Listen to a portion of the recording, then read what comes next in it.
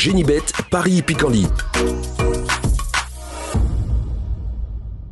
En ce moment, profitez de 250 € de bonus de bienvenue. Salut à tous, ravi de retrouver sur canalturf.com. On va parler des programmes et des réunions de ce vendredi 25 novembre. Réunion principale Quintet Plus Top 5 Génibet sur l'hippodrome de Paris-Vincennes avec des trotteurs de 6 et 7 ans au départ, des chevaux bien connus en pareille société. Nous parlerons donc de cette rencontre dans la première partie de l'émission et ensuite j'aurai pas mal d'informations à vous transmettre, notamment concernant la Réunion 2 à Lyon-Paris, puisque j'ai pu m'entretenir avec l'entraîneur driver Jonathan Koch. Il aura plusieurs partants, 6 si ma mémoire est bonne, et ce, avec des belles cartes à jouer. J'aurai ensuite des informations et 2 coups de cœur à vous indiquer concernant la Réunion toulousaine, Réunion 4. Sachez que vous pouvez liker, partager cette émission via nos différents réseaux sociaux, ne vous en privez surtout pas. C'est gratuit et c'est toujours possible quotidiennement. Concernant le Quintet Plus Top 5 Génibet de ce vendredi 25 novembre, le prix Triton, je ferai confiance à la ligne du prix Galéa disputé en début de mois sur le parcours proposé, 2700 mètres grande piste ce jour-là. Le numéro 9 devançait le 8 et le 14, c'est-à-dire que Give Me devançait Gibus et Gino Viva. Le 9 Give Me aura ma préférence. Lors de ses 7 derniers parcours, le cheval a toujours terminé parmi les 3 premiers. Confirmation logiquement entendue. Le 8 Gibus reste également sur une série de bons résultats. Il affiche au total 20 podiums en une trentaine de courses courues, obligé d'y croire, tout comme le 14 Gino Viva, qui lui avait collectionné les places, notamment 3e du prix Galéa à l'épreuve référence, avant de s'imposer plus récemment à Chartres. On prend les mêmes 9, 8 et 14. Le 16 Gorlando n'a pas gagné depuis plus d'un an, depuis octobre 2021.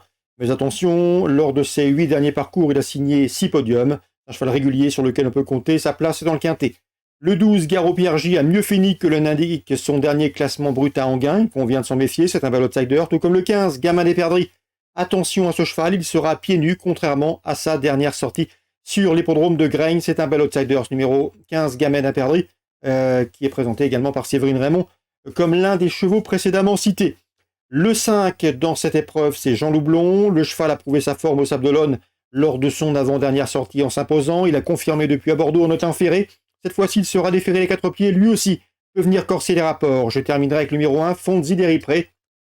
Il reste sûr de succès. L'un obtenu à réclamer à Anguin dans une épreuve moins relevée, certes, mais depuis, il a gagné à la Capelle. Et à mon avis, fort de cette forme et de ses 2 récents succès, il peut parfaitement confirmer et venir brouiller les cartes. Résumé chiffré pour ce quintet top 5 Génibet du vendredi 25 novembre. 9, 8, 14 et 16 devant le 12, le 15, le 5 et le 1. En canot partant, je ferai confiance, pourquoi pas, au numéro 7, Gassman Dessart. On se retrouve maintenant pour les coups de cœur de ce vendredi. En ce moment, profitez de 250 € de bonus de bienvenue. Voici désormais mes conseils de jeu pour ce vendredi 25 novembre. Concernant Vincennes, la réunion principale, réunion 1. Dans la 4e, je pense que le 4 sur 9 Amandina va confirmer son dernier succès obtenu dans un quintet à Vincennes. Ce jour-là, elle le faisait très plaisamment. C'est une jument qui était préservée en retard de gain. Elle aborde ce meeting avec des gains à prendre. Elle sera pieds nus. C'est a priori la jument à battre, le 409 Amandina. Pour d'éventuels couplets, je lui associerai dans cette épreuve numéro 6, c'est High Propulsion, qui est une bonne jument, une jument qui a été préservée pour ce meeting. Sachez qu'elle sera déférée les 4 pieds, contrairement à sa dernière sortie à Laval. Et lors de sa précédente venue à Vincennes, fin septembre, elle avait bien gagné en étant déférée. Le 9 et le 6, mes 2 préférés dans la 4e à Vincennes. J'ai également pu converser avec Rémi Després, qui présente le 605 Candide Orcois. C'est une pouliche qu'il aime bien, susceptible de réussir en région parisienne, selon lui.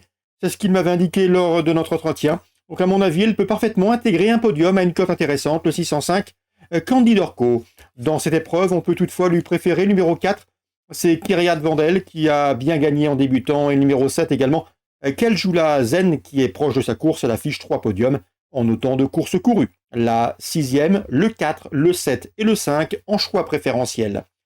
Concernant maintenant Lyon-Paris en Réunion 2, dans la 2e, sachez que Jonathan Koch présente 2 de ses protégés. Le 3, il y a du Goutier, le 6, il y a du Goutier. L'une est plus dure que l'autre, l'une a besoin plus d'un parcours caché que l'autre, mais les 2 sont susceptibles de terminer sur le podium. Il est assez confiant. Son interview est disponible sur notre site pour plus d'informations concernant ces 2 juments et sur leur façon de courir. Concernant Mathias Dujmic, il présente 2 partants dans la 3e. Il a une préférence pour le 302 Grand Massif par rapport à Graal de Mel numéro 8. Donc le numéro 2 Grand Massif est un cheval dur à l'effort, capable de faire du train. Il peut conserver une place à belle cote, mais l'opposition à fière allure, à mon avis, c'est davantage pour une place dans les 3-4 premiers à une cote intéressante pour d'éventuels jeux combinés, multi ou autres trios. Dans la quatrième, Jonathan Coq présente le 409 Flag, il est confiant, il redéplorait juste son numéro 9 ici derrière l'Autostar, ce qui va peut-être le contraindre à voyager en dehors, mais le cheval est bien, c'est une belle course pour lui, sans les 6 ans, et le cheval doit pouvoir bien faire s'il n'est pas victime de son numéro. Dans la cinquième, il présente le 501 Jaggerman, qui d'après lui est compétitif pour une place sur le podium, mais l'opposition à fière allure, il redoutait surtout le numéro 8, Gilenia qui nous avait été conseillé par Julie Busset, ou Jennifer Busset, en tout cas j'ai un doute, la fille de l'entraîneur Thierry Busset. Sachez que c'est une pouliche estimée, elle a gagné sa qualification dernièrement en s'imposant sur une piste corde à droite, mais elle a également bien fait corde à gauche. C'est une jument de premier plan, capable de prendre le train à son compte, et à mon avis elle va aller loin, c'est ma préférée, le numéro 8 est Gilenia, et le 1, le 501 pour une place. Dans la belle finale régionale pour les 4 ans, Jonathan Coq présente le 606 Easterman. D'après lui, il est compétitif pour terminer sur le podium. Un cheval sur lequel on peut compter, mais l'opposition à fière allure. Lui, il redoutait surtout le 603 Implora Mosin, qui lui a fait sensation et impression lors de sa dernière victoire. Je le rassocierai bien sûr numéro 9, Inato Piergi, cheval de tout premier plan. D'après moi, c'est le meilleur 4 ans de la région. Le cheval affiche 9 succès en 12 courses courues. C'est vrai qu'il a été légèrement perturbé dans sa préparation, mais à mon avis, ici, il a la pointure d'un lot de ce genre malgré son rendement de distance. Donc pour moi, dans la 6e, choix préférentiel pour d'éventuels couplets chez notre partenaire Genibet. Le 9, Inato Piergi, devant le 3, Implora Mosin, et le numéro 6, Easterman. Dans la suivante, j'ai ferai confiance à Guillaume Huguet avec le 713 Harmonie du Rabutin. Il nous l'a conseillé à diverses reprises, elle lui a donné raison en s'imposant et en fondissant de bonnes valeurs. Elle devrait jouer les premiers rôles. Tout comme le 15, Inden, qui lui a déjà brillé en société plus huppée, notamment à Vincennes face au meilleur de sa promotion.